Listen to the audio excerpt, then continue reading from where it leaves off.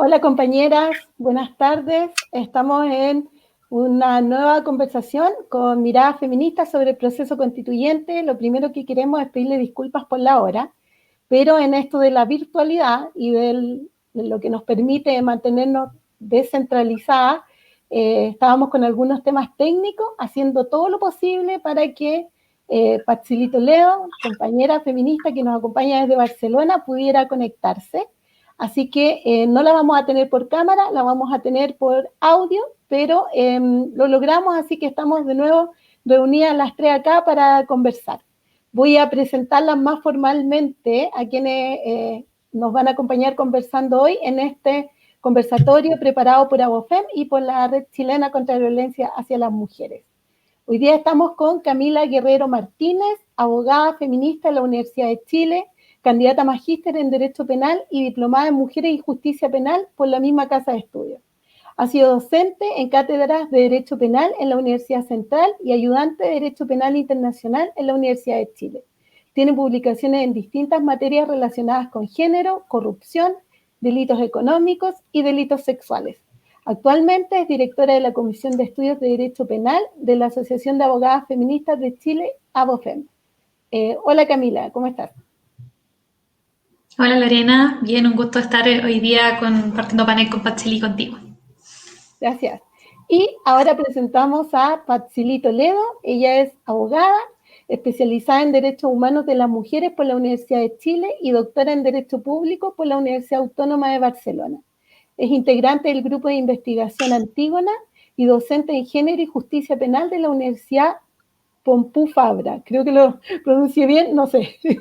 Ha trabajado como consultora para diversos organismos internacionales en temas de violencia por razones de género contra las mujeres, incluyendo la Oficina de Alta Comisionada de Naciones Unidas para los Derechos Humanos, el Comité de la CEDAW, ONU Mujeres y UNODC.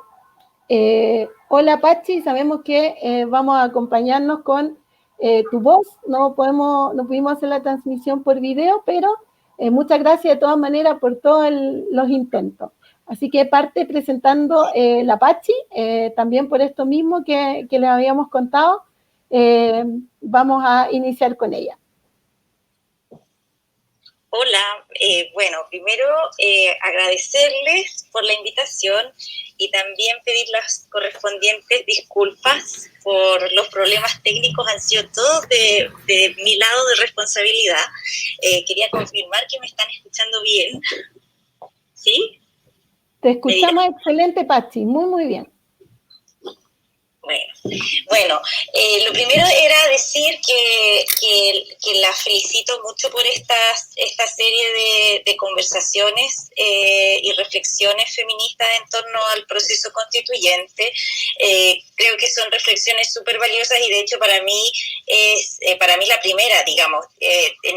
Yo vivo fuera de Chile desde hace más de 10 años y entonces no he sido muy parte de las reflexiones que en relación al proceso constituyente seguramente todas ustedes han estado teniendo mucho más asiduamente que yo y por eso mismo para mí es un gusto poder participar y escuchar también de las reflexiones que seguramente ustedes tienen bastante más avanzadas que las mías. Yo voy a ver en qué puedo, como con algunas ideas, sobre todo en el tema de hoy, que es violencia contra las mujeres, ver las ideas que yo tengo, algunas, ¿no? En relación a lo que el proceso constituyente puede significar y una nueva constitución puede significar.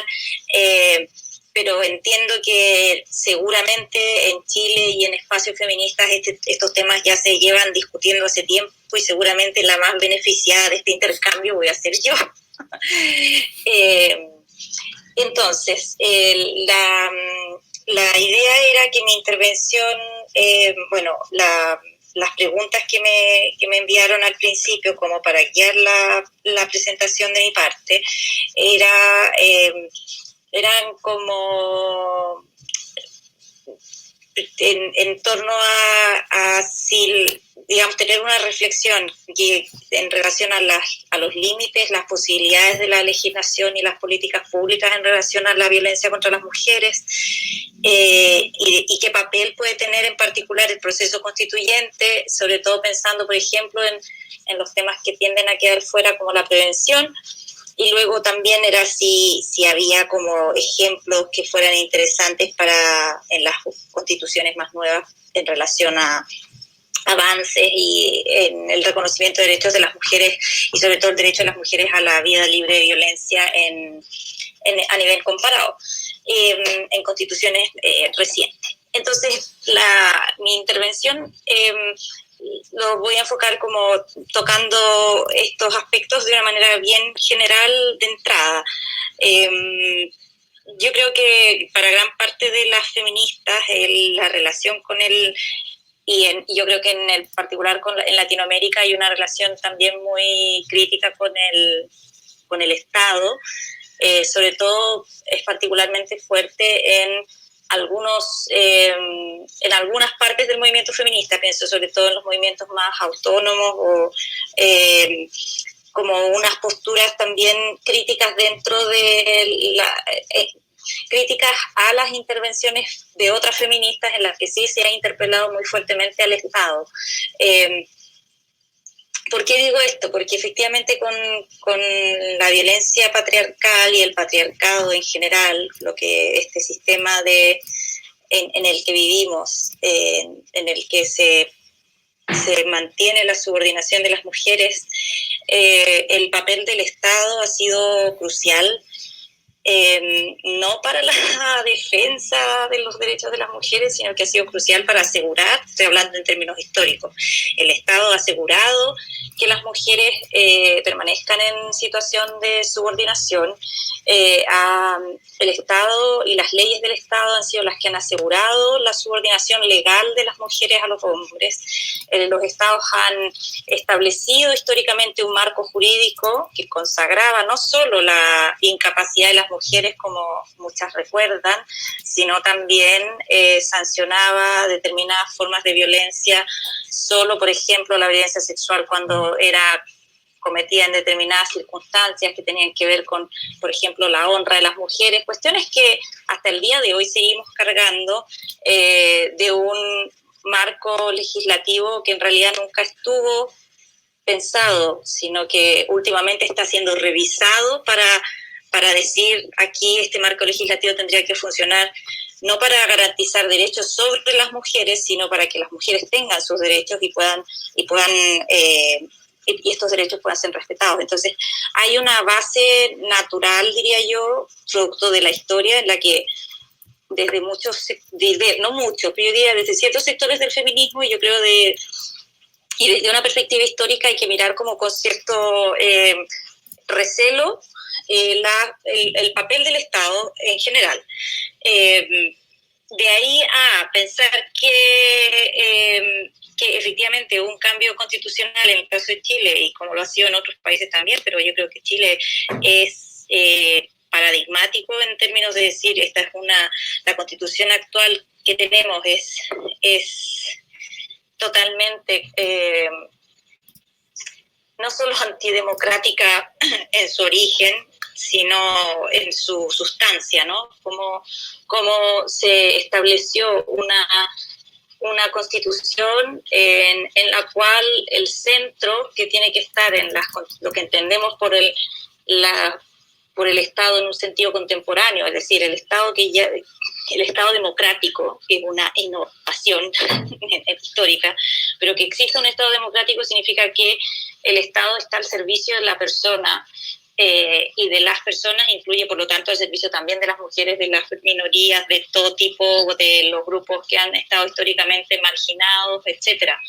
Claro, ese cambio se produce, una cosa es decirlo en la teoría o en los libros, y otra cosa es decirlo en la realidad. Y yo creo que la Constitución chilena hasta ahora lo que hacía era ser una Constitución que precisamente no ponía los derechos de las personas en el centro.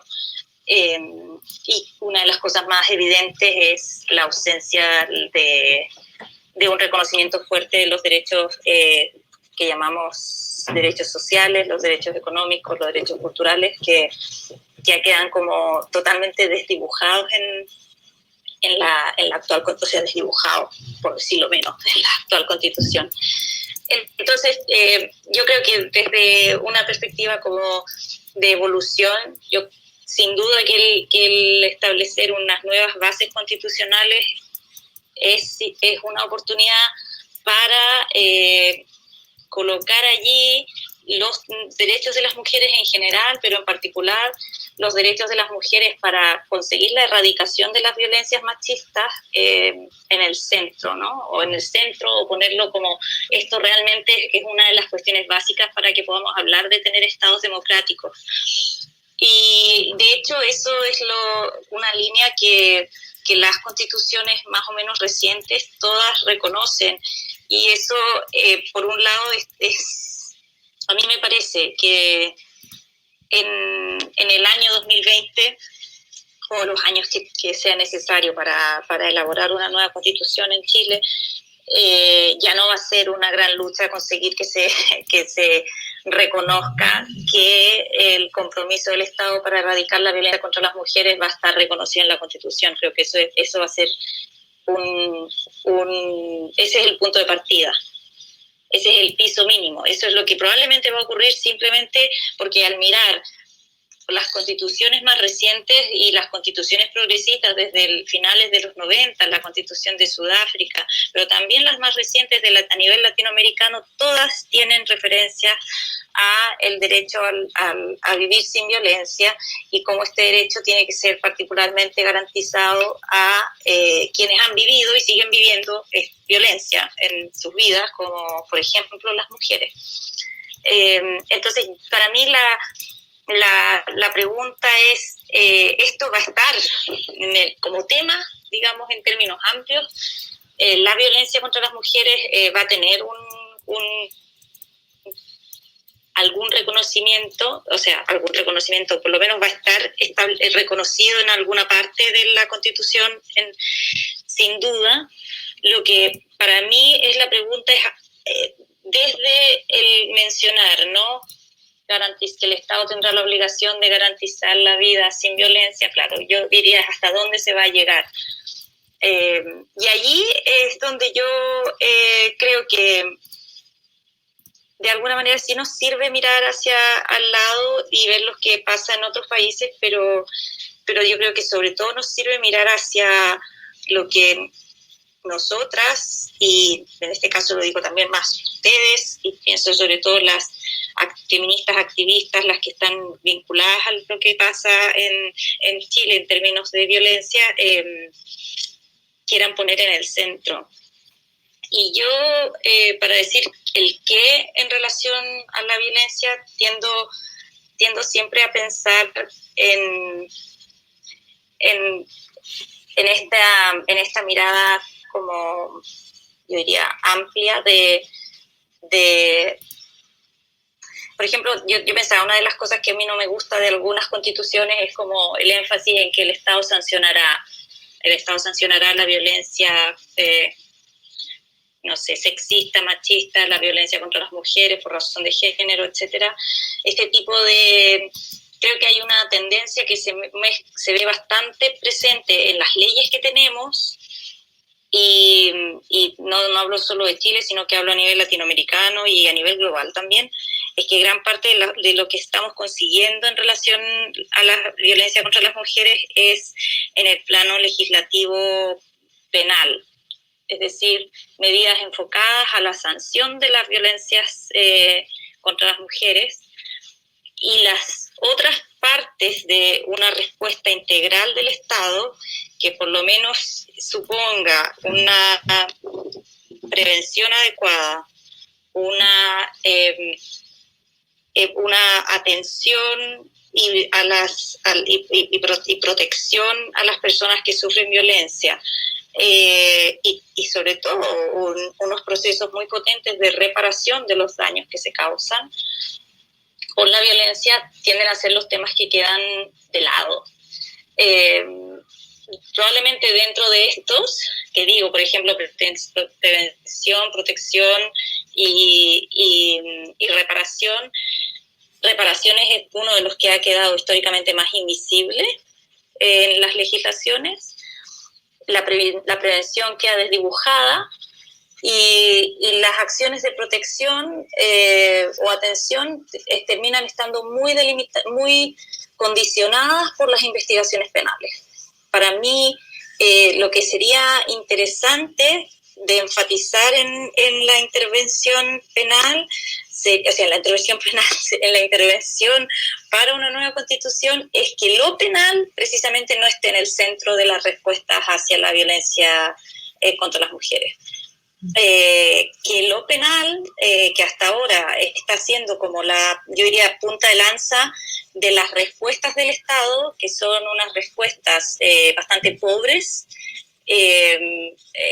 tendría que estar puesta en un lugar no tan central como, por ejemplo, las medidas de prevención, que para mí tendrían que ser un pilar fundamental, y las medidas de reparación y de protección, pero consideradas no como protección en un contexto restrictivo penal, sino en un contexto amplio.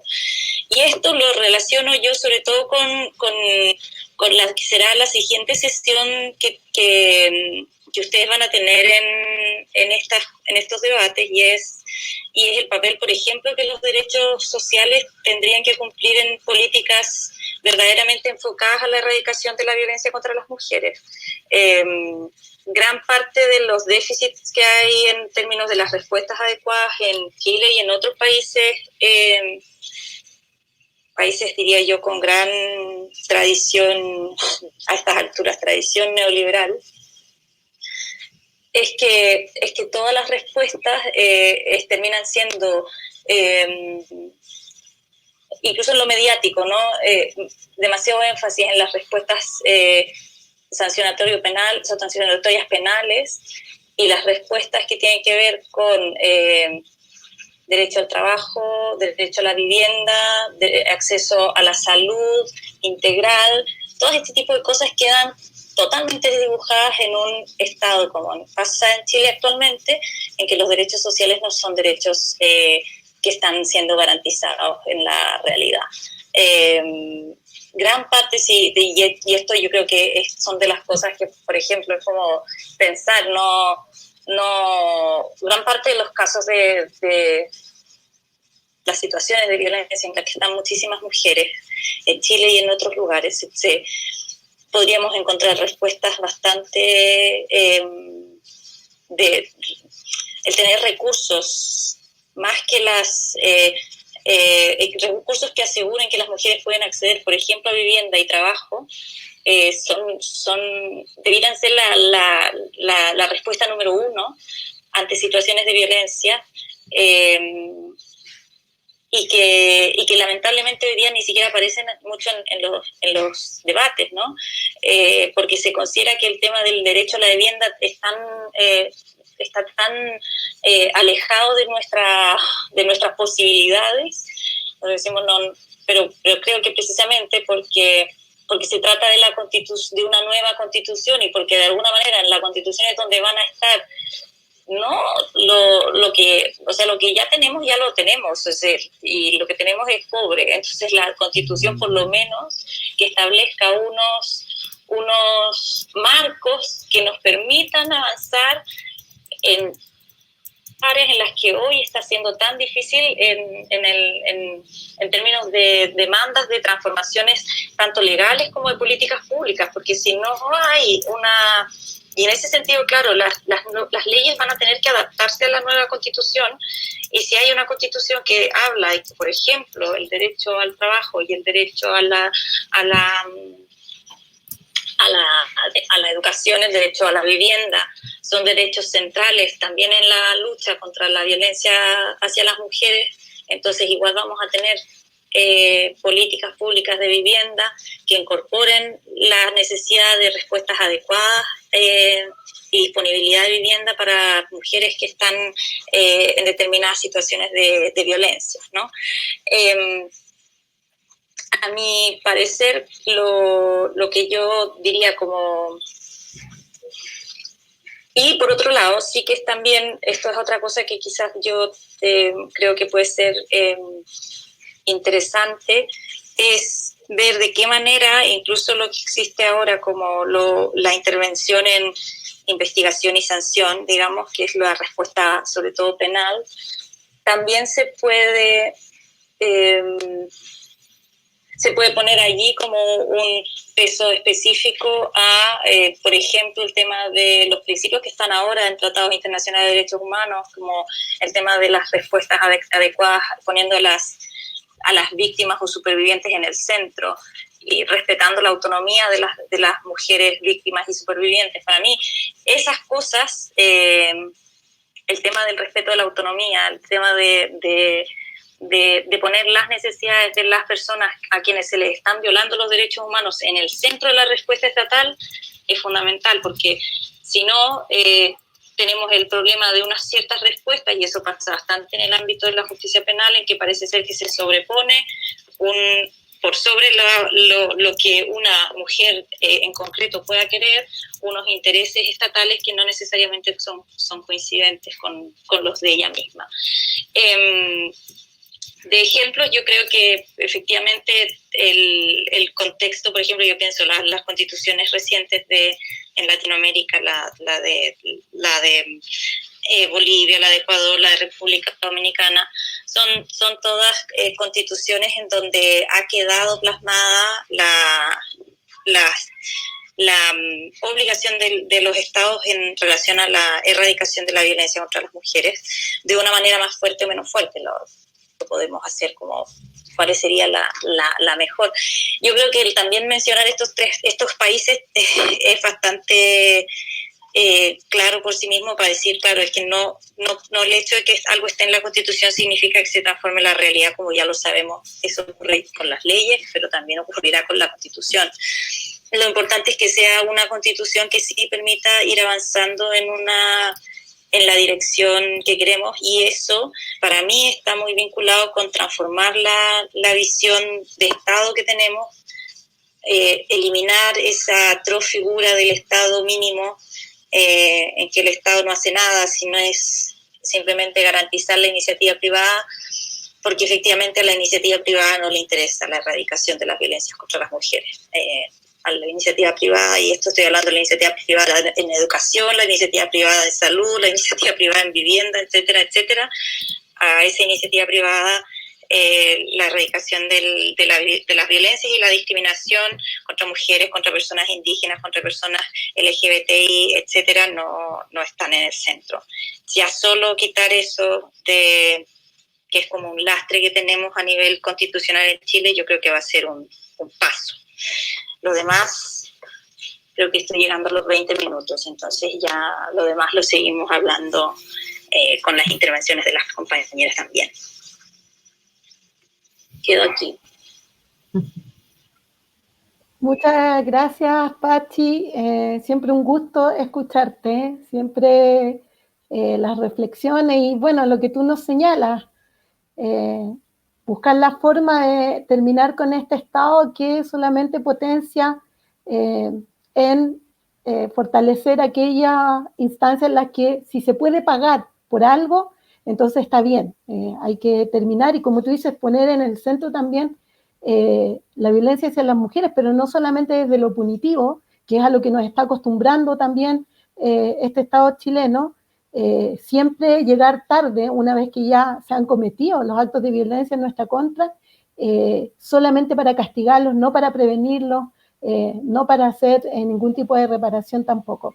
Algunos de los mensajitos que han llegado, qué lujo de panel, Camila y Patsili. Patsili Toledo, qué oportuno y necesario escucharla.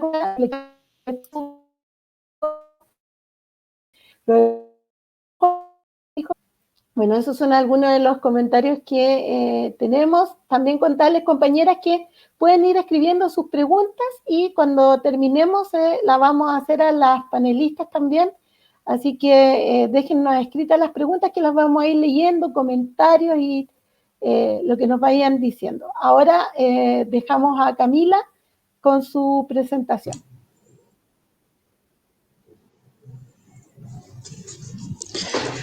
Hola Lorena, bueno, mientras se proyecta la presentación que preparé, primero que todo agradecerles la instancia, también la oportunidad de compartir panel con Pachilí, que siempre es una persona que he admirado mucho. Y la idea, al menos yo comparto mucho las apreciaciones que menciona recién, creo que el fondo de la preocupación no debe ser solamente por cómo el Estado tiene su rol de custodia respecto de personas en situaciones graves que afectan violencia de género, sino que también cómo el Estado se hace cargo a través de políticas de prevención, y cómo el Estado se hace cargo de la reparación de las víctimas también de una manera integral y sistemática. Yo creo que esos son justamente de los principales desafíos de cara a lo que se viene. No sé si se está proyectando ya la presentación.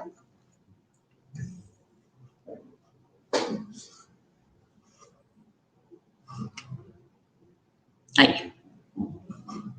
Perfecto. Entonces, yo me enfocaré particularmente como en...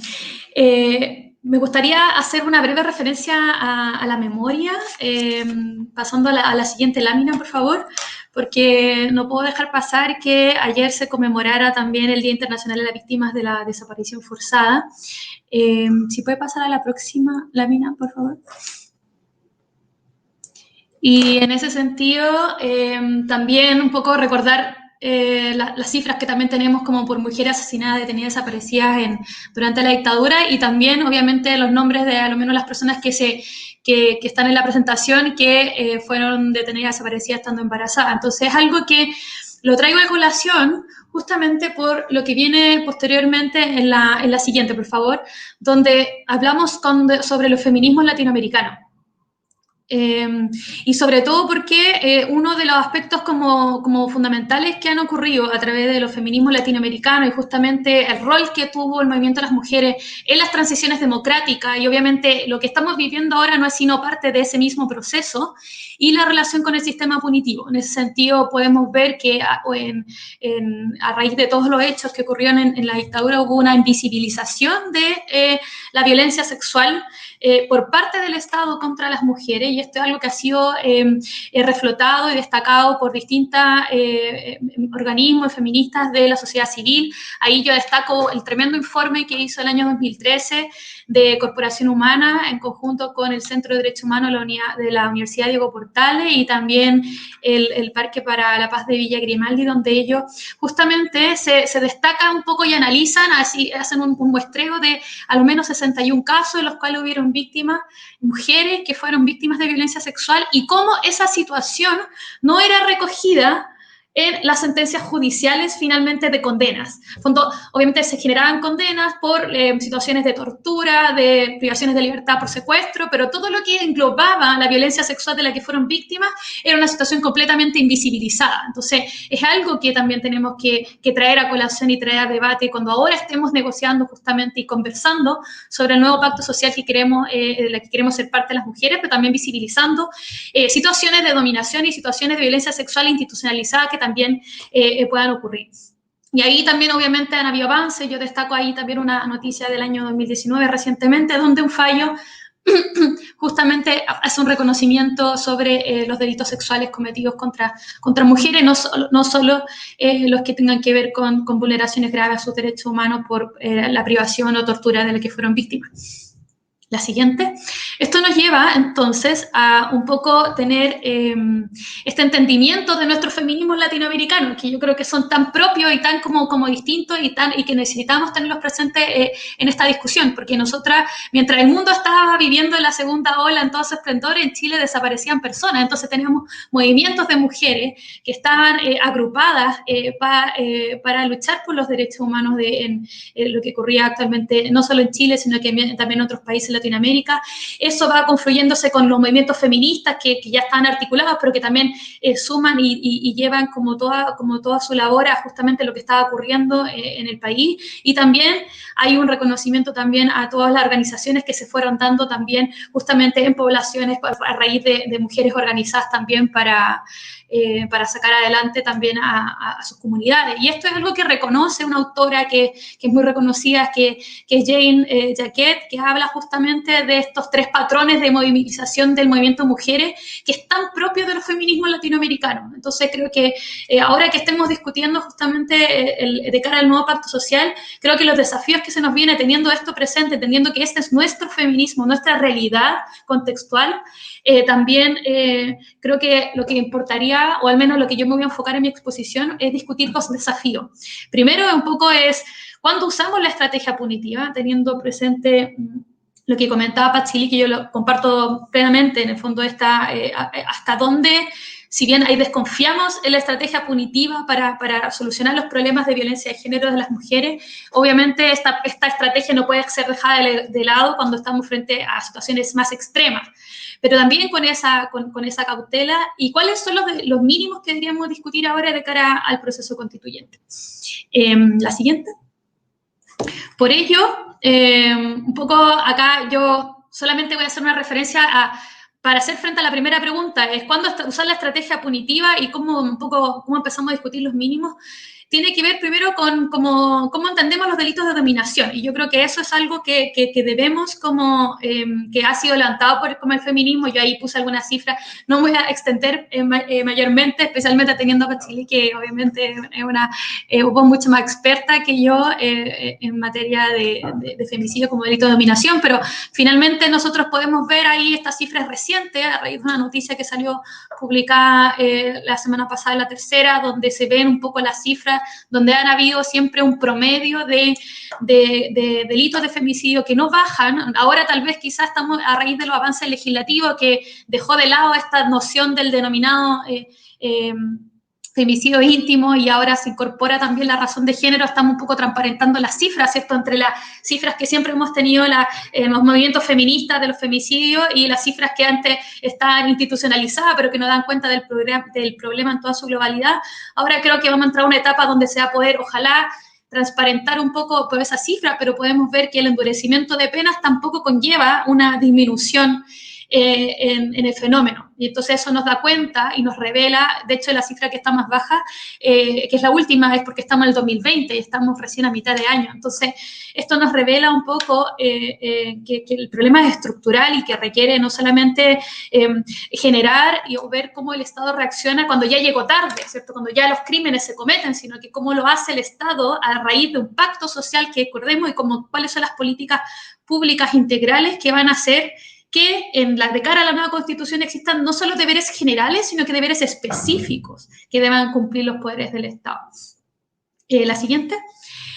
Y eso también lo llevamos al otro delito de dominación que tenemos, porque tenemos también los delitos de dominación asociados a la violencia sexual. Y cuando digo delitos de dominación asociados a la violencia sexual, no me refiero a la violación como en genérico, sino que me refiero particularmente a los casos de la no oposición, ¿cierto? Porque yo creo que lo hemos comentado muchas veces, las feministas, que cuando existen casos de violación donde un sujeto está en un lugar desconocido, con una persona que no conoce, y la viola en un callejón y le deja marca y huella en su ropa, esos son casos indiscutidos para el sistema penal en su conjunto de violación, y por lo general son los casos donde la víctima se entiende víctima, denuncia a tiempo, hay un sexológico, etc.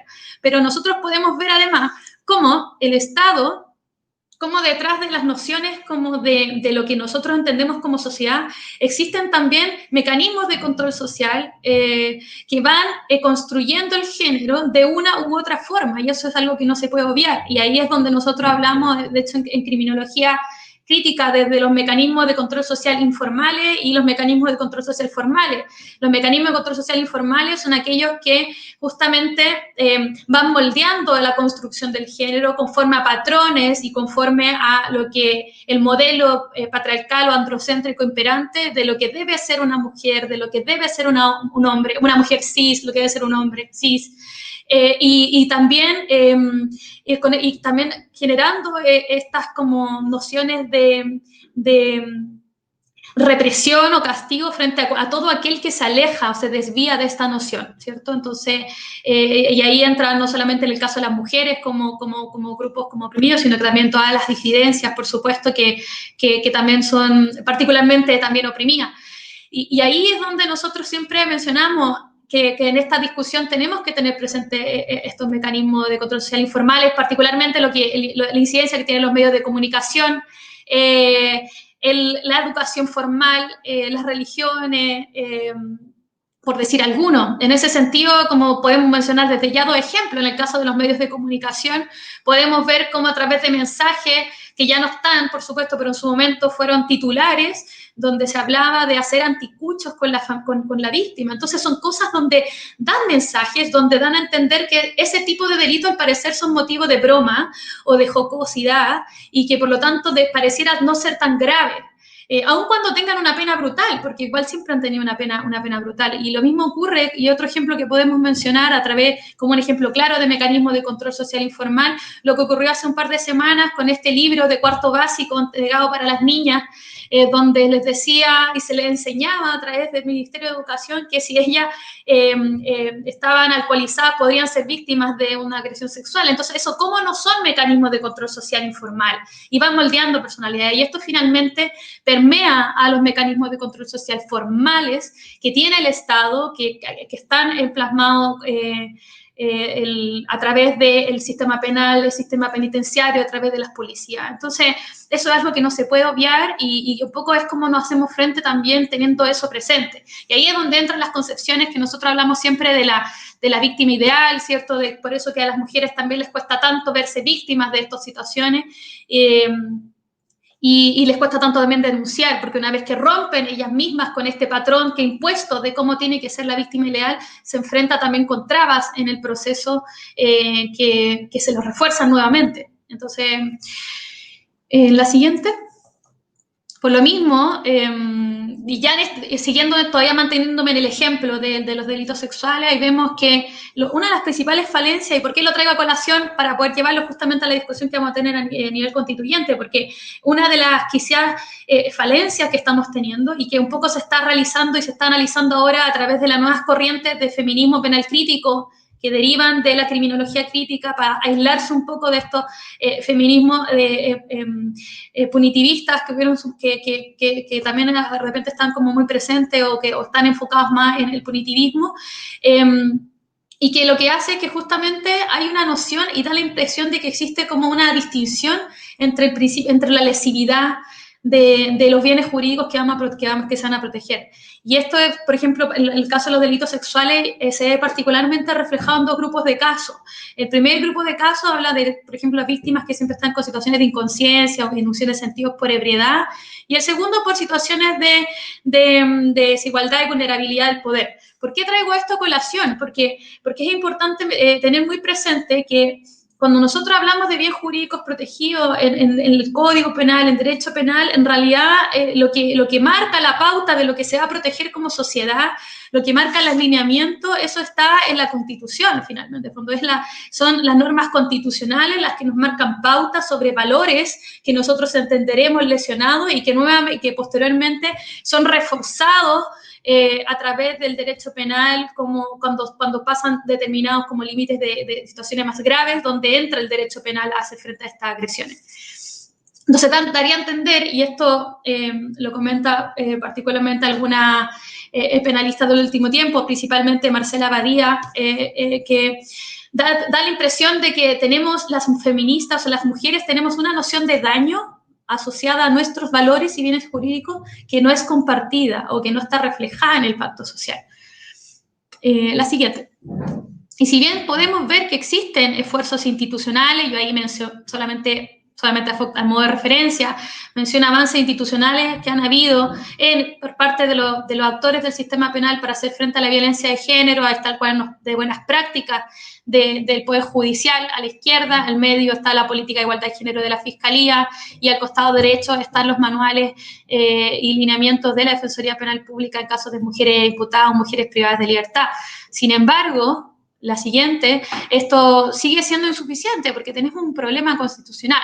Y acá yo quiero hacer eco de un poco las etapas de reconocimiento progresivo que ha tenido la mujer a nivel constitucional. No me voy a detallar mucho porque esto fue motivo del foro anterior, pero finalmente podemos decir que ha existido como una especie de evolución. En primera instancia era la lucha por la igualdad formal, ahora todos sabemos que eso no es suficiente, sino que es necesario que haya una igualdad material, y que esto nos llevó a que hubiera en una segunda etapa una incorporación con rango constitucional de todos los tratados internacionales que reconocen derechos específicos de la mujer y que en virtud del bloque constitucional se incorporan, se debiera incorporar por parte de los poderes del Estado por el artículo 5º, inciso 2 actualmente de la Constitución Política. Entonces hubo en esta segunda etapa un reconocimiento con rango constitucional de estos tratados, pero sigue siendo ese problema sobre la exigibilidad, ¿cierto? En el fondo, ¿cómo exigimos también ese cumplimiento? Y eso es algo que debiera contemplar la Constitución,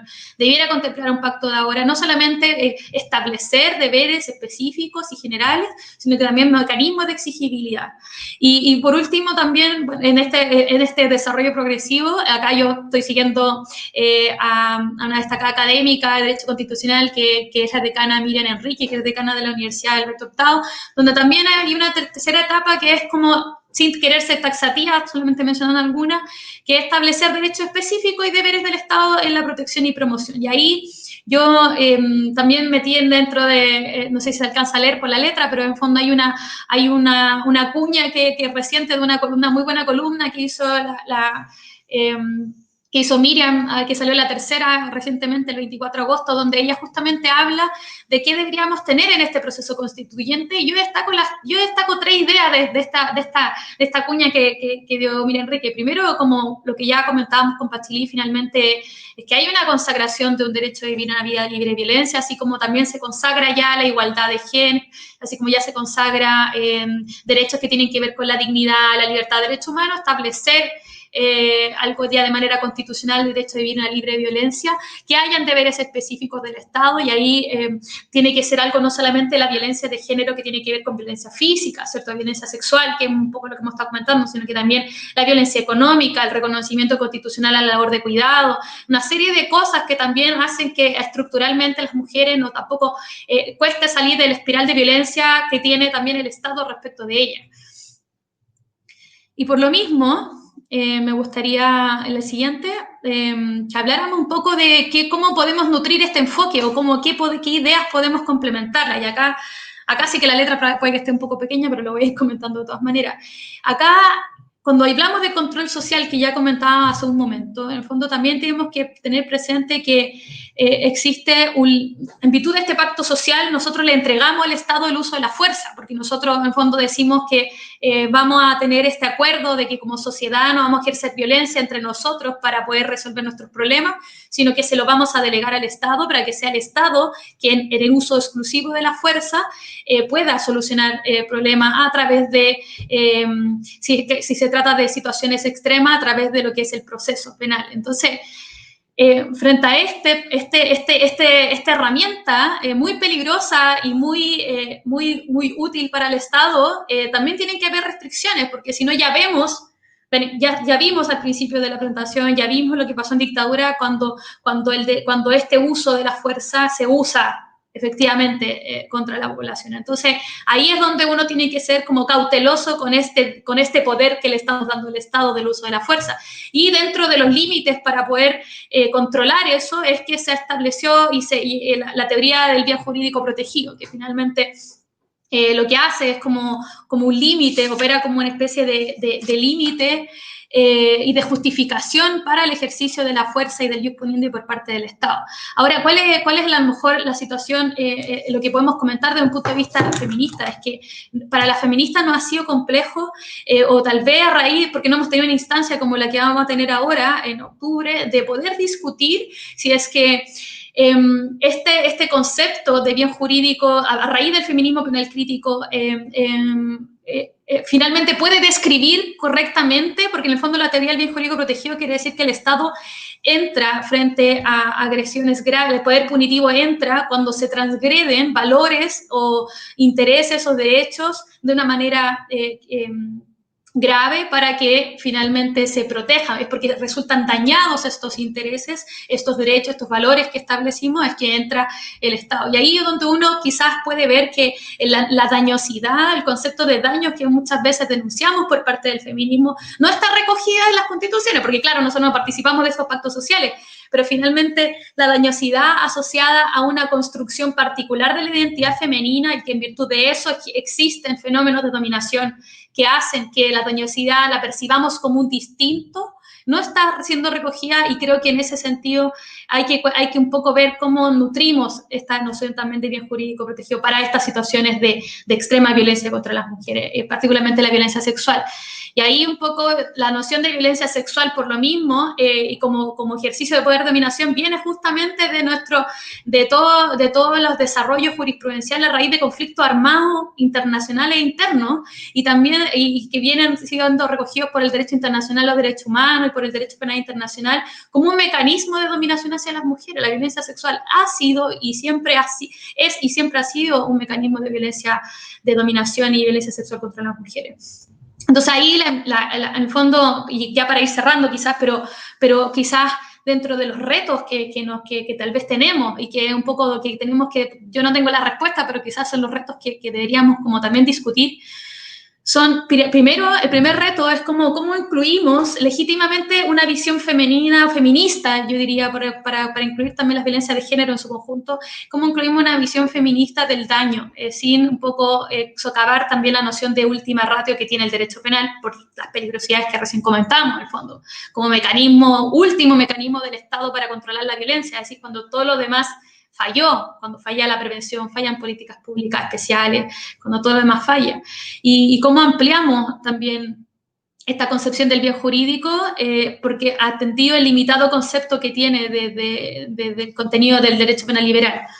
Y para ello, la siguiente, por favor. Y para ello, hay algunas ideas que comparte Marcela Gadía y Lucía Núñez y algunas penalistas, es que primero cómo afrontamos el primer reto, en el fondo, una visión feminista del daño. Y ahí quizás lo que yo comentaba hace un momento es que tener muy en claro que los valores lesionados por los delitos, como los valores máximos, no están creados por las leyes penales, sino que están en las normas constitucionales. De ahí la importancia de establecer el derecho a una vida libre de violencia, y también de ahí la importancia de establecer la prohibición de la violencia de género constitucionalmente. Y por eso no podemos abandonar la noción de la teoría del bien jurídico, porque finalmente es la que mejor defiende la necesidad de limitar la intromisión del Estado en términos punitivos en la vida de las personas, pero también la última ratio tiene que dejar de ver que justamente no puede tener una visión exclusivamente liberal, sino que también se deben tomar nociones como el contexto social histórico, que influyen en la lesión de ese derecho puntual, y también los recursos para su protección. En la siguiente. Y para el segundo reto, que finalmente era cómo podemos nutrir el concepto de bien jurídico dentro de las ideas que se están desarrollando desde el feminismo penal crítico, es justamente que incorporar la noción de vulneración a la integridad o indemnidad corporal de las personas, una visión tal vez contextual. Que pueda integrar esta concepción de la opresión y la concepción de algunas situaciones de violencia como forma de dominación. Y si esto fuera así, si nosotros damos acogida a esta opción, Marcela Badía nos comenta que también esta opción podría tener rendimiento a su vez para excluir situaciones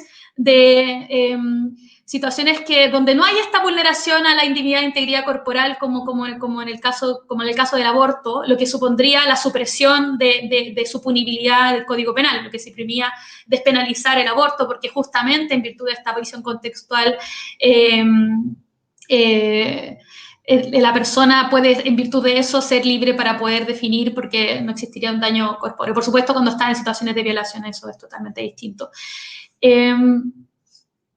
La siguiente, y por lo mismo, y ya tal vez como para ir cerrando, anterior a esa, creo que fue anterior, ahí,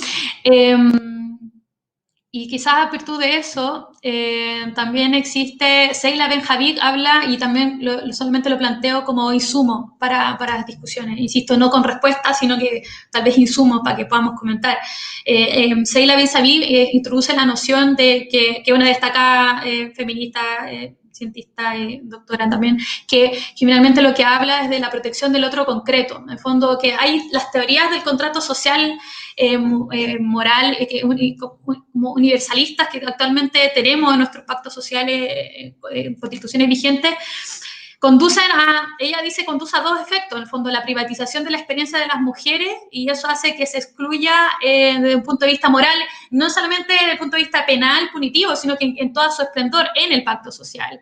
Y eso dice que finalmente lo que hay que empezar a discutir es cómo podemos combatir, o no combatir, pero morigerar esta noción del otro generalizado, que es la concepción, ¿cierto?, de la teoría penal y sobre los bienes jurídicos como estrategia de legitimación, pero que parte de la base de que somos todos iguales, formales, y en virtud de eso hay deberes iguales y recíprocos, sino que si bien dentro de este otro generalizado, cómo también asumimos el otro concreto. Y acá esto implica, de virtud del pacto social, no obviar que existe un otro concreto que tiene situaciones históricas, identitarias y construcciones afectivo-emocionales concretas y que han también sufrido algún tipo de violencia estructural y han sido particularmente marginados.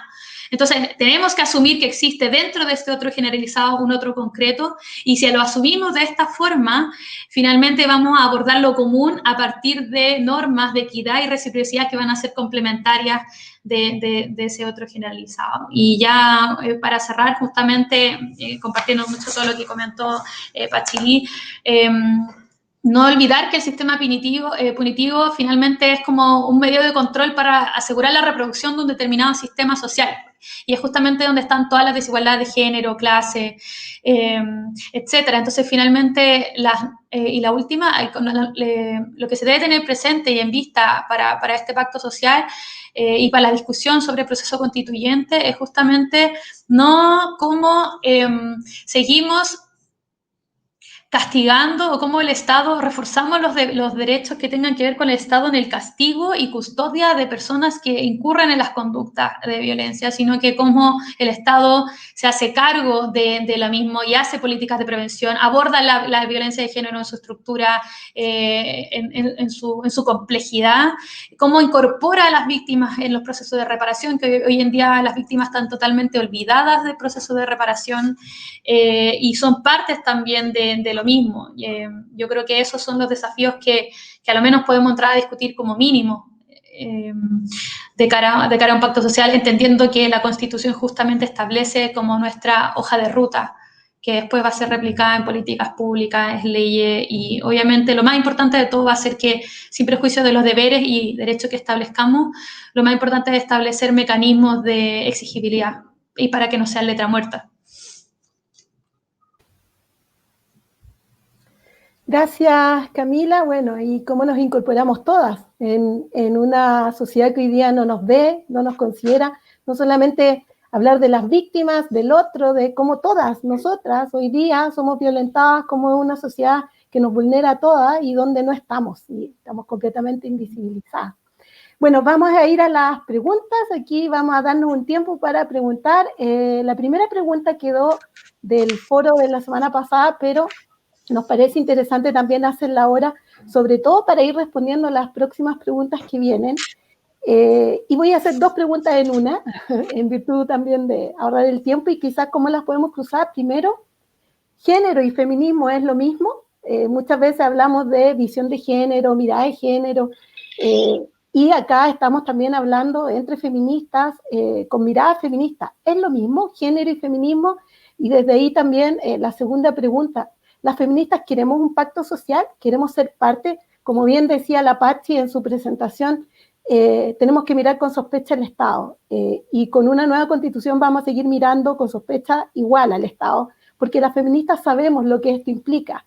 En esta sospecha, en esto de que el Estado permanentemente ha perpetuado un sistema patriarcal que nos violenta a las mujeres. ¿Queremos un pacto social? ¿Vamos a pactar o queremos transformar? Tengo esas dos preguntas. Pachi, ¿la Pachi nos está escuchando? ¿Sí? Sí, yo escucho. ¿Me escuchas? Sí, Pachi, te escuchamos bien. Bueno, a ver, la idea es entonces responder a estas dos primeras que habían quedado la semana anterior, ¿no? No opino de las otras preguntas que aparecieron en Facebook todavía. Si las demás las voy a ir haciendo paso a paso. Súper. Empezamos por este entonces. Sí. Yo creo que bueno, probablemente casi todas sabemos que género no es feminismo, que cuando hablamos de feminismo, de hecho, tenemos diversidad tanto en cómo entendemos género y tenemos mucha diversidad en cómo entendemos feminismo y feminismos, yo diría en plural. Los feminismos entendidos así en plural, claro, son un grupo bastante amplio de tanto de teoría como de activismo, como de movilización y demandas. ¿Me escuchan? ¿Sí? Sí, Pachi, sí, te escuchamos muy bien. Ah, perfecto, es que sentí como un ruidito, perdón. Lo que quería decir es que el feminismo efectivamente es un concepto muy amplio y afortunadamente yo diría que una de las cosas que más evidencia que los pensamientos feministas están vivos y vigentes es la multiplicidad de feminismos que tenemos hoy en día y de los matices también que existen dentro de los mismos feminismos, como yo hacía referencia al principio. También en relación al vínculo con el Estado hay distintas posiciones dentro de activismos que son todos feministas de alguna manera, ¿no? Y probablemente la discusión sobre el Estado es uno de los temas de tensión muy fuerte entre feministas y también como lo son otros temas también, hay muchos otros temas en los cuales hay bastante desacuerdo entre posturas feministas, que ahora no vamos a entrar porque no hace falta, pero simplemente cuando estamos hablando de, por un lado, entonces género y por otro lado, feminismos, obviamente no son lo mismo.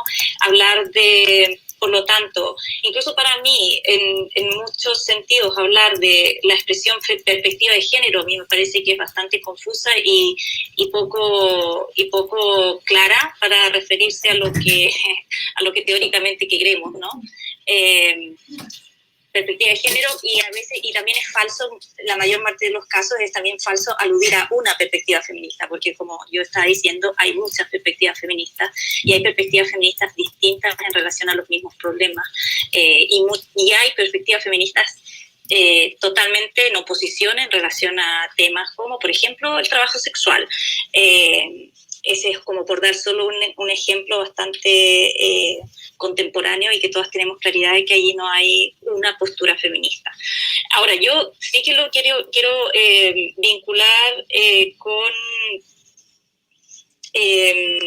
ahora sí creo que hablar de género tiene sentido, pero no cuando, es decir, no cuando yo creo que uno de los peores usos que tenemos de género es hablar de, soy bastante crítica desde hace muchos años de hablar de perspectiva de género, ¿no? Y creo que ese probablemente es uno de los de dar a entender que el género, además en singular, cosa que ya es bastante más rara, ¿no? El género, como si dijéramos en singular, es una construcción social, ¿no? Esta construcción social fuera posible como introducirla en una perspectiva. Y eso, de nuevo, no es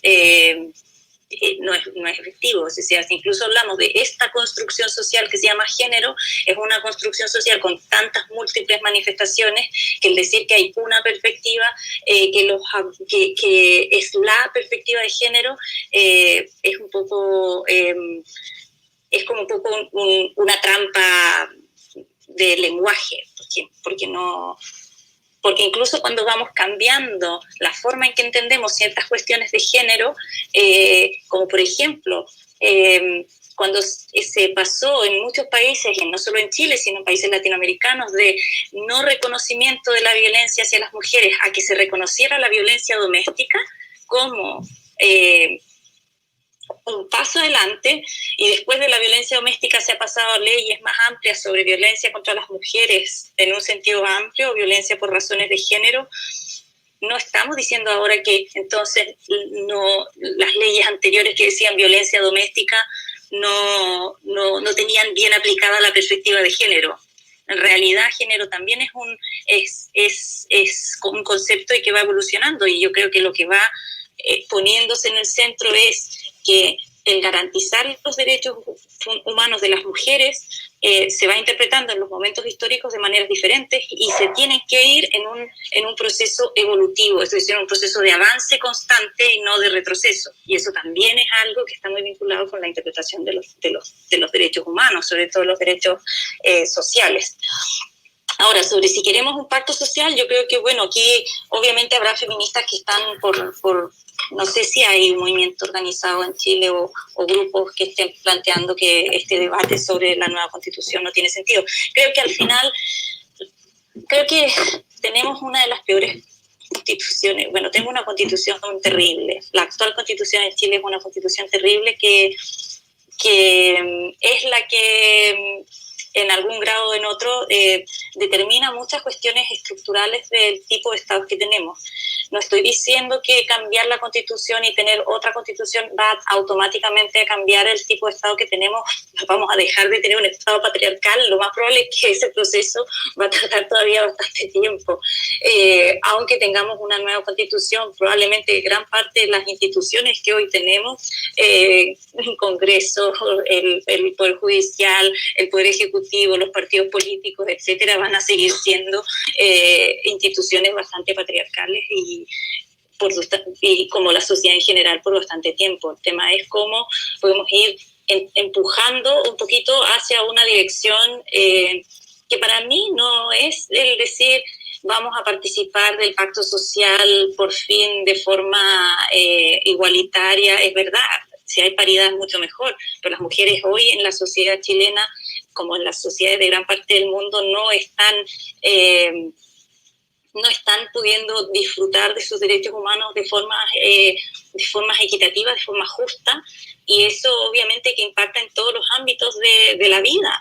Y no me refiero aquí solo a cuánto las afecta la violencia por razones de género, sino en cuánto las afecta la discriminación estructural en múltiples formas. Por lo tanto, incluso un pacto social con las mujeres que hoy pueden estar participando de él de una forma más activa, siempre va a ser un pacto social, sí, de las que han conseguido participar, cuando hay muchas otras que no tienen esa posibilidad. Y sobre todo aquí eso lo vinculo con algo que sí no mencioné expresamente en mi intervención anterior, pero que va atravesando todas las otras mis intervenciones sucesivas a partir de ahora, que es el tema de considerar que las mujeres obviamente no son un colectivo homogéneo y que las mujeres tienen determinados grupos de mujeres necesidades bastante agravadas, necesidades urgentes, y una exposición y un riesgo y una afectación por parte por razón de violencia mucho más grande, y eso es el que necesitamos que todo lo que diga mujeres tiene que ser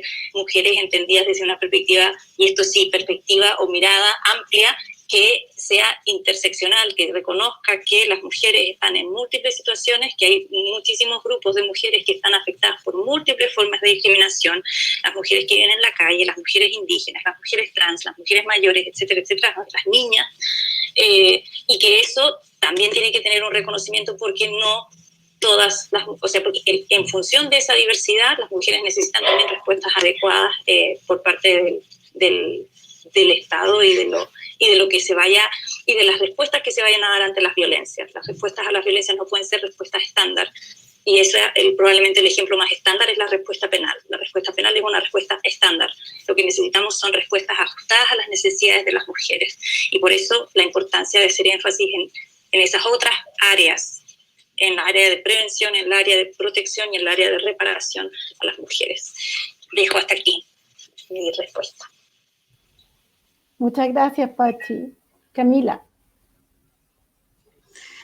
Sí, bueno, en relación con la primera pregunta, claro, ahí creo que Pachili lo explicó mucho mejor que yo. Creo que obviamente cuando hablamos de género hablamos de construcciones, ¿cierto? Como construcciones sociales determinadas, y también a través de un momento determinado también, y a partir de diferencias asexuales atribuidas se genera esta construcción, y es totalmente distinto de lo que entendemos por las distintas por feminismos, pero que finalmente, sin perjuicio de las distintas estrategias que puedan asumir las distintas organizaciones y colectivos feministas, sin perjuicio de eso, lo entendemos como una teoría y práctica que busca justamente la igualdad material a través de todo para permitir el libre desenvolvimiento de todas las personas en completa igualdad. Y obviamente eso es justamente potenciado con todas las interseccionalidades que van marcando a distintos tipos de mujeres. En el fondo, yo creo que el error más grande que podemos hacer es construir de cara a un pacto social pensando en una única mujer o un único tipo de mujer. Yo creo que ese sería francamente un error y no da cuenta de todas las necesidades especiales que puedan tener y que requieran también de distintos tipos también de recuerdo por parte del Estado. Sobre la segunda pregunta, si las feministas queremos un pacto social, yo creo que las feministas queremos ser parte, queremos como plasmar nuestra voz también. Creo que es importante que de cara a lo que se viene no nos vuelvan a dejar fuera. Yo creo que esa es tal vez como la pregunta. La pregunta tal vez no es que si es que queremos o no queremos un pacto social, sino que como vamos a permitir que nuevamente nos resten de este pacto social como nos han restado de todos los pactos sociales desde que el constitucionalismo moderno existe. Y yo creo que ahí, obviamente, cada organización, en virtud de las tareas que tienen, que obviamente cada organización feminista, cada movimiento va contribuyendo justamente a un fin último, que es justamente lograr el libre desenvolvimiento de todas las personas en igualdad material de condiciones y plasmando, obviamente, y visibilizando las desigualdades estructurales de todos los tiempos. Entonces yo creo que ahí obviamente la pregunta que cada feminista en virtud de su tarea debiera hacerse como un poco esa pregunta para ser parte. En el fondo no es si quiero ser parte, sino que voy a permitir nuevamente que no sea, que me excluyan de esta oportunidad histórica como lo estamos entendiendo, y yo creo que ahí eso va a caer entregada también a cada feminista, pero creo que tal vez la pregunta debiera ser la inversa, como si queremos que nuevamente nos dejen de lado y decidan todo sin tener nuestra visión. Gracias, Camila. Sí, bueno, acá no podemos hablar por todas las feministas, lo sabemos, no nos vamos a poner de acuerdo, ni siquiera en este proceso, ni siquiera en los conceptos de igualdad, ni siquiera en distintos aspectos del feminismo, pero claro, de todas maneras es una invitación a reflexionar y ver cómo queremos avanzar acá, cómo también nosotras nos hacemos parte, visibilizamos también lo que implica para nosotras ser parte de lo que significa el nuevo proceso constituyente, una nueva constitución y terminar con esta dictadura legislativa de Pinochet. Hay otra pregunta desde Chimbarongo, Isabela Guerrero. Saludos a todas y solo una pregunta. ¿Qué opinan que exista en la nueva Constitución presidio perpetuo con castración para los violadores de mujeres y niños, femicidas, asesinos, etcétera, sin derecho a ningún tipo de beneficio?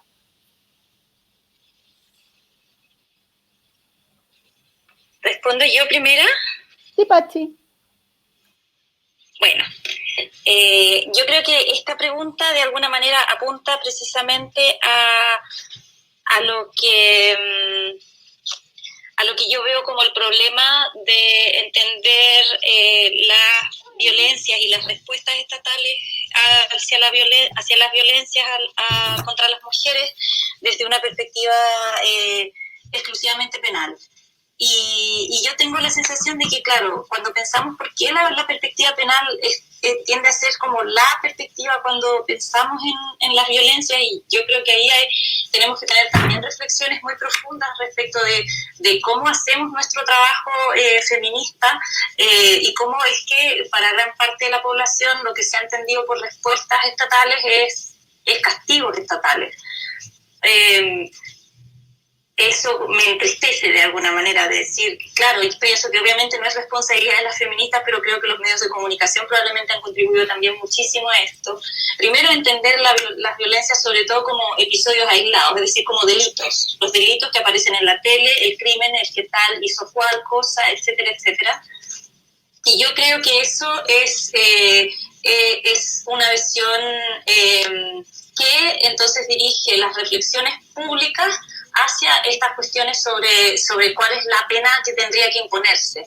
Hay una cuestión que eso está establecido desde hace mucho tiempo que las penas, lamentablemente, en el derecho penal no tienen un efecto disuasorio. La pena de muerte, de hecho, una de las razones por las cuales se ha eliminado de gran parte de los países no es solo por la vulneración atroz a los derechos humanos, sino porque no tiene efecto. Incluso poner penas extremas no tiene un efecto como quisiéramos tener, como mientras más pena pones, más prevención haces. Eso no es verdad, y es un problema que haya parte de la población que crea que por más fuerte que será el castigo, los delitos no se van a cometer. Los delitos se cometen y la violencia se comete por un gran número de causas, y pensar que la respuesta penal puede tener un efecto disuasorio creo que es lo confuso, y eso me refiero tanto a las penas de presidio perpetuo, presidio ultra perpetuo, perpetuo 3, o lo que sea que a alguien se le vaya a ocurrir, castración, cortar la mano, sacar el ojo, todo este tipo que han sido otros castigos históricamente en este mundo, realmente no han demostrado en ninguno de los casos que sí permitan erradicar la violencia, ni contra las mujeres ni otro tipo de violencia. Más bien, para mí, mi cuestión es cómo poner... Y entiendo que es difícil, porque es difícil que empezamos diciendo que en realidad cómo es poner una respuesta que tenga en el centro, que sea una respuesta a la violencia contra las mujeres no punitiva, pero como que automáticamente nos ponemos a hablar del sistema penal. Y yo creo que ahí es donde es necesario también decir por qué, y es importante entender que cuando tenemos un derecho penal en Latinoamérica, y este es como el riesgo, un derecho penal que ha crecido en proporción inversa, diría yo, a la restricción de los derechos sociales. Es decir, a falta de respuestas sociales, es decir, a falta de respuestas del Estado que aborden problemas de salud, problemas de recursos sociales, problemas de trabajo, problemas de educación, problemas de cómo se puede vivir, de las condiciones de vida, lo que estamos encontrando es como falta de respuesta en todos esos ámbitos, y lo que sí tenemos es respuesta penal.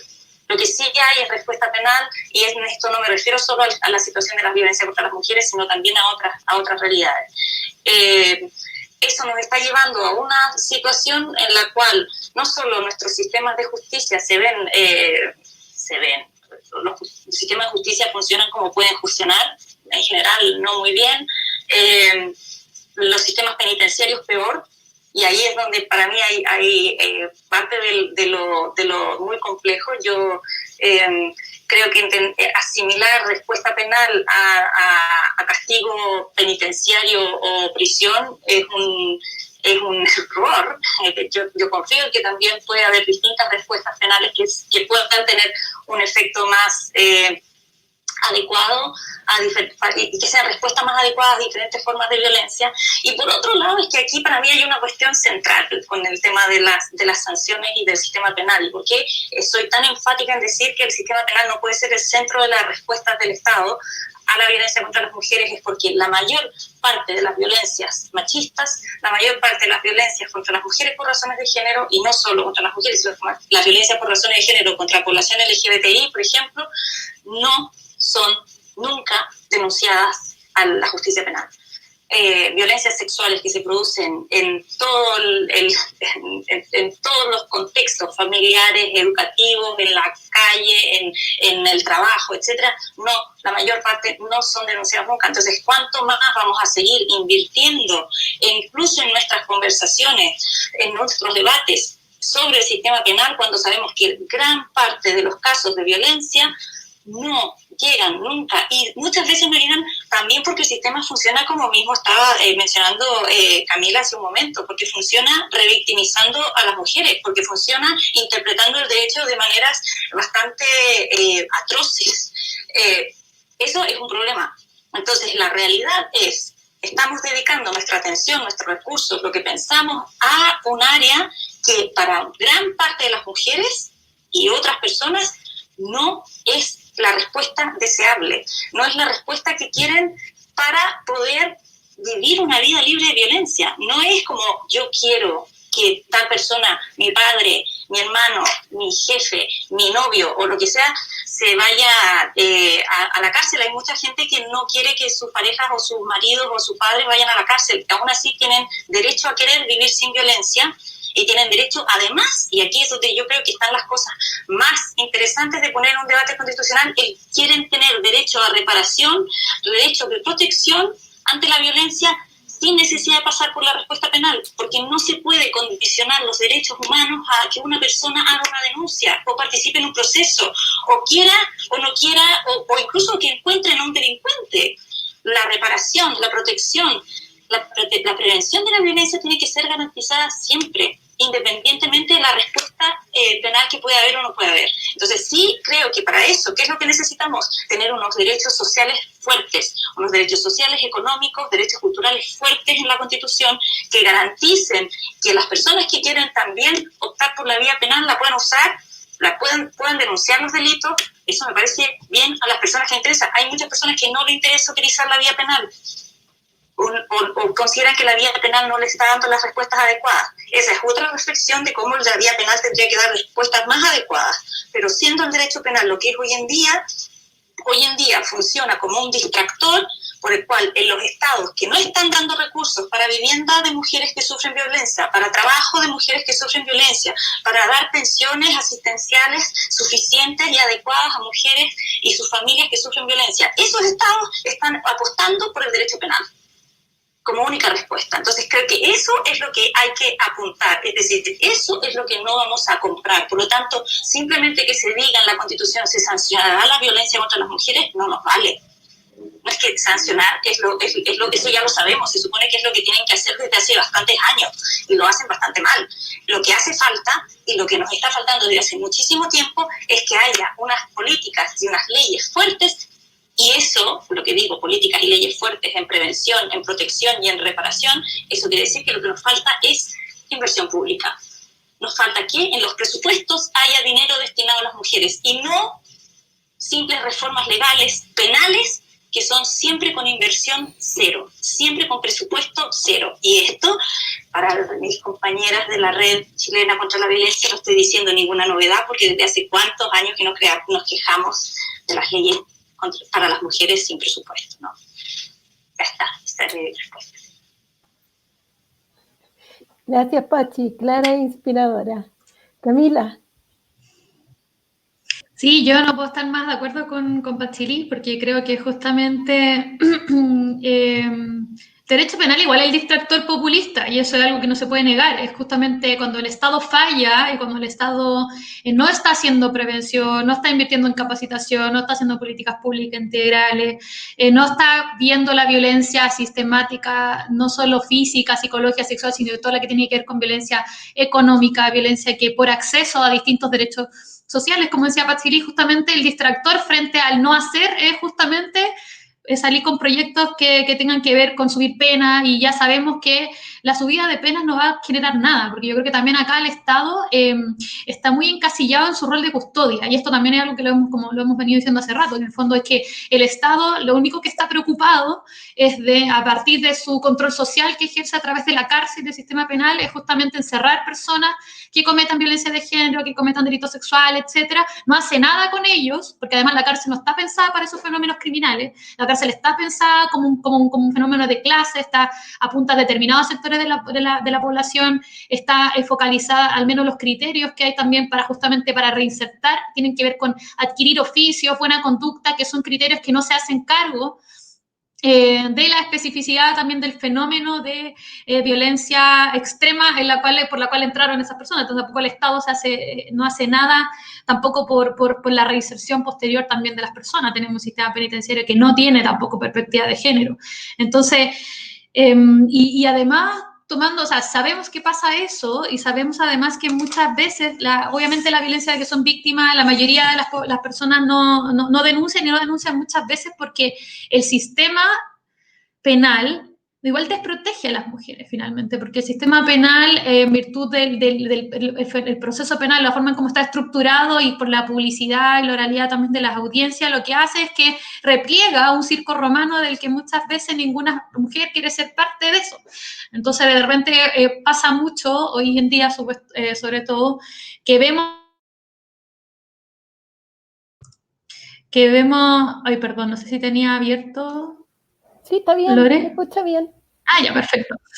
Entonces también vemos que ya cuando se logran en salvar muchas de las barreras de acceso a la justicia, el sistema penal muchas veces no es el adecuado para poder hacer frente a las situaciones que puedan requerir algunas víctimas. De repente muchas veces lo único que se necesita es una medida de protección puntual y no necesariamente buscar la condena de la persona, sino que el Estado la resguarde y la ampare frente a determinados tipos de violencia que tiene. Entonces creo que eso es algo que no estamos discutiendo muchas veces. El sistema penal, yo siempre digo, te trata de salir del closet a las víctimas, y te recrimina cuando la víctima no sale del closet a tiempo, y muchas veces la víctima no quiere ser parte del sistema penal porque no ve en el sistema penal la reparación como la víctima la entiende. Yo creo que acá también es algo que tenemos que discutir, en el fondo, la reparación para distintos tipos de violencia, para distintos tipos de víctimas. ¿Va a ser solamente la sanción con cárcel de determinadas personas o estamos también apostando por reparaciones integrales? Y esto obviamente tiene que ir de la mano con todo lo que hace el Estado para que justamente esas violencias no se perpetúen y no sean sistemáticas y permanentes en el tiempo, sino que qué hace el Estado para prevenir que eso ocurra a través de no solamente el aparato judicial, sino que a través de ministerio, secretaría, en general el poder estatal. Y cuando ya llega tarde, además, cuando ya llega tarde, solamente está enfocado en su rol de custodia. Cuando tampoco podemos tener a las personas encerradas, ¿cuánto tiempo? Como 20 años, 30 años. En algún momento las personas tienen que salir cuando cumplen su condena, y hoy también vemos cómo el Estado no hace nada con esas personas mientras también están privadas de libertad. Entonces ya vemos que la cárcel no es una solución tampoco para la violencia de género en general, para la violencia contra las mujeres, para la violencia contra las disidencias sexuales. Es solamente, yo creo que el arma fácil quizás para salir con proyectos de ley. Aprovechar al tiro de preguntarte, Camila, y luego la Apache, en virtud del tiempo, no tan larga, por favor, pero tenemos una pregunta, y te pregunta al tiro, Camila, a ti, de Adriana Gómez. Me gustaría saber cómo se cautela el derecho de las mujeres mayores a vivir libres de violencia, sobre todo porque no solo son víctimas de violencia por ser mujeres, sino también por ser viejas. Y muchas veces son pobres, feminización de la vejez, feminización de la pobreza. Sin embargo, este es un tema mayormente ignorado, poco abordado desde el movimiento feminista en general y desde la institucionalidad. Solo hay acercamientos asistencialistas que tampoco reconocen el aspecto de género. Sí, creo que el tema que toca es un tema como muy importante, porque también hay un abandono del Estado. Vemos que también hay un abandono del Estado, no solo de la infancia, que es algo que también venimos diciendo hace mucho tiempo, sino que también justamente de la población adulto mayor. En el fondo está como esta concepción liberal también de que ya no son, comillas, productivamente útiles, por lo tanto como que se desatiende el Estado de todos sus derechos y deberes. Y yo creo que la forma debiese ser que a través de este pacto social hayan mecanismos de exigibilidad que tengan que ver con el derecho que puedan tener todas las mujeres, sin importar su rango etario en general, a las personas a asistencia estatal en términos de derechos que tengan que ver con vida digna, una vez que ya están fuera de la etapa quizás laboral productiva, que es la única etapa en la que parece que el Estado piensa, sino que reforzar, yo creo que mecanismos que tengan que ver también para eliminar cualquier tipo de violencia económica que pueda estar sufriendo el Estado justamente por su no actuación y no políticas públicas claras. Y yo creo que también existe un abandono en términos de que no son considerados actores válidos hoy en día también en el debate. Y yo creo que ojalá que también el proceso constituyente sean actores, tengamos representantes también en el fondo no sea solamente paritaria y plurinacional la construcción del pacto social, sino que también sea que contemple distintos rangos etarios también. Gracias, Pachi. No, yo solo quería agregar sobre esto y que efectivamente, por ejemplo, en el caso de la Constitución boliviana, hay un apartado con esto de lo que yo decía, la mirada interseccional, es decir, que se incluyan las situaciones específicas de grupos que están sufriendo ya no solo discriminación por razón de género, sino también por razón de su edad, por razón de su etnicidad, por razón de su orientación sexual, por su identidad de género, etcétera. Por ejemplo, en el caso de Bolivia sí existe como a nivel constitucional los derechos de las personas adultas mayores, junto con los derechos de las personas con discapacidad, los derechos de la infancia y juventud, etcétera, que como para decir que sí están siendo recogidos a nivel normativo. Y lo último que yo quería agregar, igual, perdón, es una cuestión relativa a esto que yo estoy diciendo de cómo no poner el foco en lo penal, porque en lo penal, en el fondo ya hay demasiado foco en lo penal, cómo poder decir qué quiere decir educación, qué quiere decir prevención, qué quiere decir salud, todo lo que llamamos prevención, protección y reparación, cómo eso se tiene que fortalecer desde una perspectiva arraigada en los derechos sociales en la Constitución. Y sobre la reparación en particular, también quería invitarlas a todos a hacer como el ejercicio que, claro, cuando pensamos en la reparación todavía tendemos a muchas veces a tener como una idea de el daño que se causa es el daño que se repara, como una cuestión, bueno, no sé, como el hueso que se quiebra, el hueso que se sana.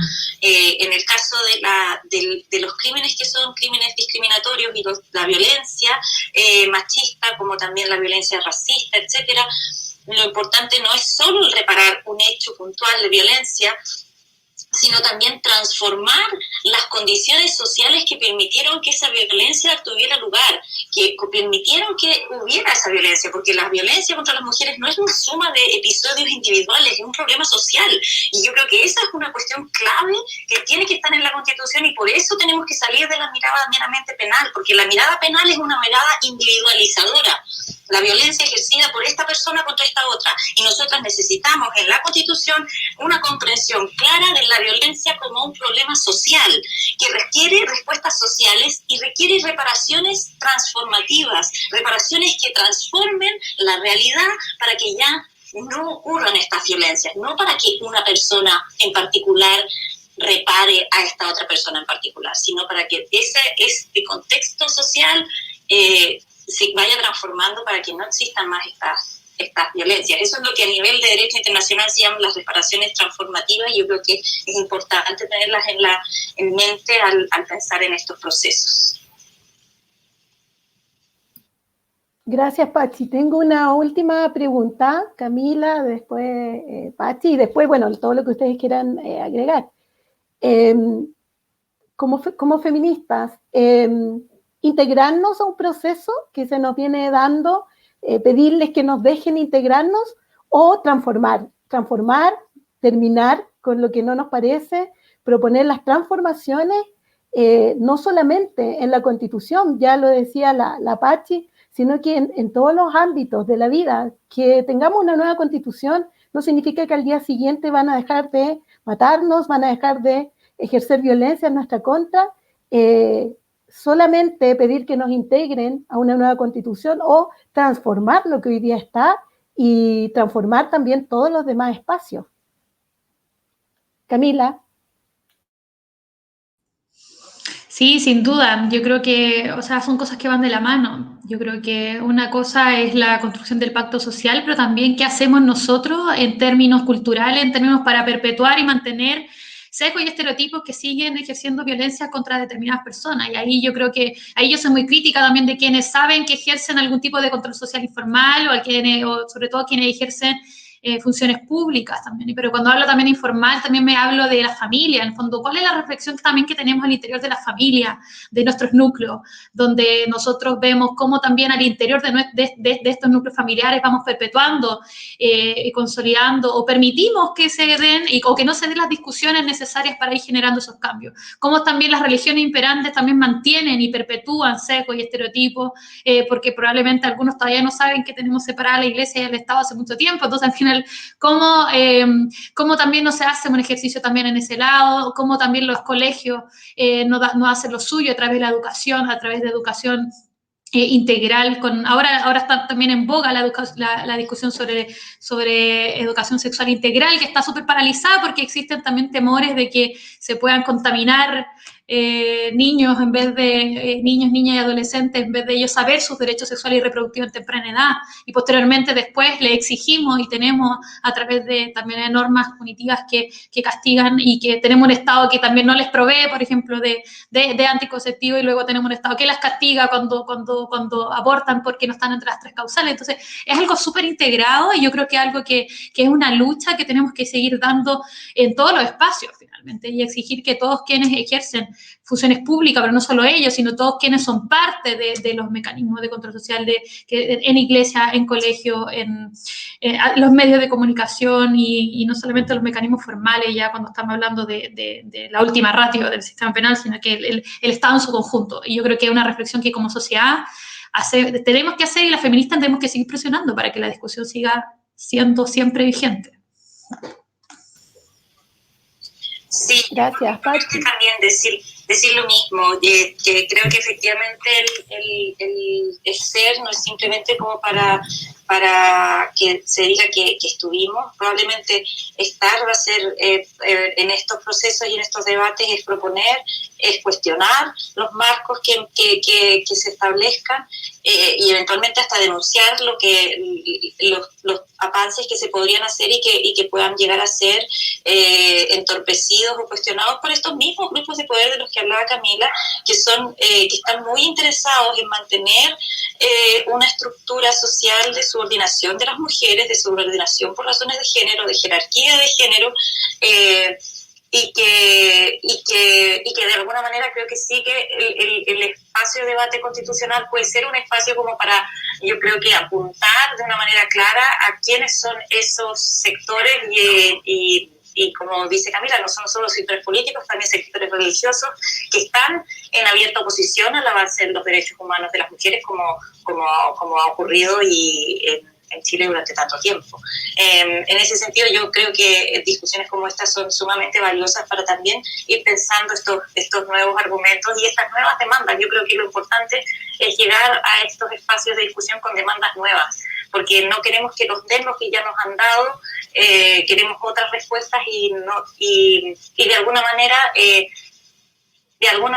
es como la Constitución debiera contener por lo menos nuestros objetivos, ¿no? Hacia donde queremos avanzar, y queremos avanzar obviamente hacia transformar la realidad. La realidad no la vamos a transformar usando solo el derecho penal, necesitamos muchas más herramientas, y probablemente lo más difícil va a ser el conseguir no solo cuestiones declarativas, sino cuestiones que se transformen también en recursos del Estado destinados a esas transformaciones sociales que no van a ocurrir solas.